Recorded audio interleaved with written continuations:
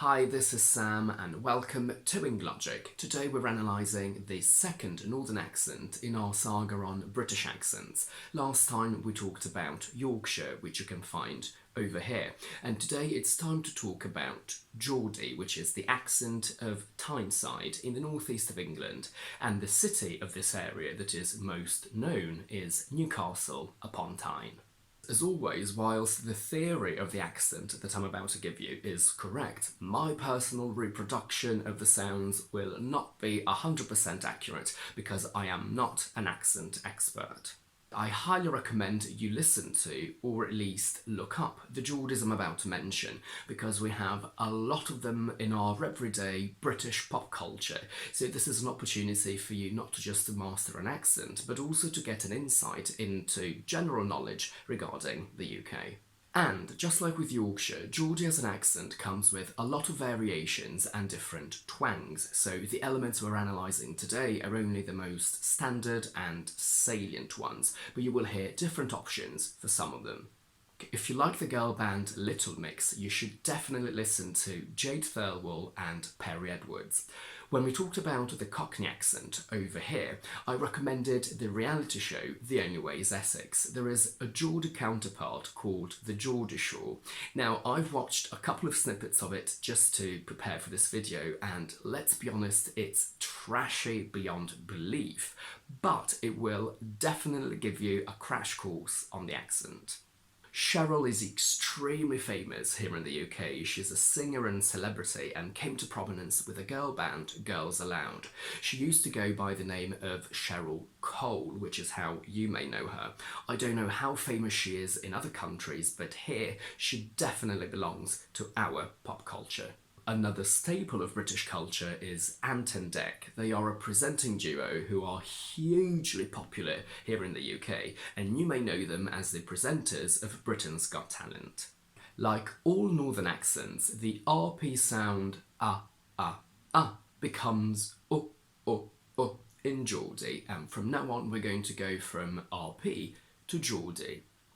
Luck, look, cut, cut. Brother, brother, plush, plush. Just like Yorkshire, Geordie does not have the trap bath split. In RP, the letter A in these two words gives two different sounds, a short A in trap and a long R in bath. But in Geordie, when the sound R in RP is followed by these consonants, it turns into a short A. So we have example, example, chance, chance, laugh, laugh, brass, brass. But when the long sound R is followed by the letter R, it doesn't change. They say guard, car, farm, not gad, cap, fam. When it comes to words that have the short sound A in RP, I think that Geordie has a very short and explosive A sound, which is not, however, quacky. I have a whole video on how to produce the A sound over here, where I say that although we don't technically have any nasal vowel sounds in English, I think the best way to trick your brain into producing this sound correctly is to think of it as coming from your nose, like a duck, quack, quack, quack, or a buzzer, ah, ah, ah. We have back, back, up, up, fan, fan. I have a whole playlist on the schwa sound over here. In Geordie, when it appears in final position, it transforms it into a much deeper and stronger better, better, runner, runner, stronger, stronger. And sometimes when it's inside a word, it turns into something similar to a sound, I believe, but I'm sure that's not the correct sound and I don't actually know the rules as to when this happens. But we have effort, effort, custard, custard, something like that. The in the diphthong ear in final position is much stronger. Here, here, near, near, fear, fear. Not everyone does this, at least not anymore, and from what I can tell, it mainly happens when the RP diphthong ow appears before n, where it turns into a long oo. Town, toon, brown, broon. But as far as I can tell, in other combinations, for example in mouth and south, it doesn't change. Not everyone does this either, and I think it mainly happens when the RP diphthong I is followed by t and turns into a sort of a. Night, nate, right, rate. But I would say that in other combinations, for example in price and nice, it stays the same. Another very common northern feature is to transform the diphthong a into a single long e. Say, say, trait, trade, wait, wait. Maybe this doesn't happen all the time, but I would say it's fairly common, and it's when we transform into which is the German sound that you get when you have the letter O and the two dots on top. We have work, work, first, first, nurse, nurse. I have a whole video on the O sound over here, and in Geordie it transforms into a very strong and rounded O sound. Snow, snore, go, go, open, open, close, clause. I used to think that this or sound was used all the time, even instead of the RP sound or in floor. So in RP, these two words would be pronounced differently, show, sure, but I thought that in Geordie they sounded exactly the same, sure.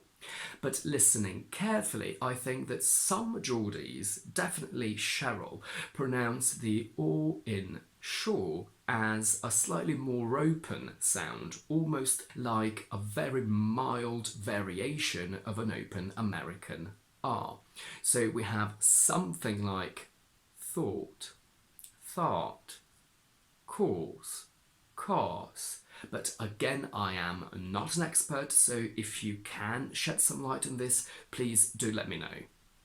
Whilst in final position is obsolete in RP and we simply pronounce it as or, we keep it as a diphthong in Geordie, and it can also become a bit stronger by changing that last schwa into a sound. So we have poor, poor, cure, cure, sure, sure. Ing in final position becomes a simple in or un.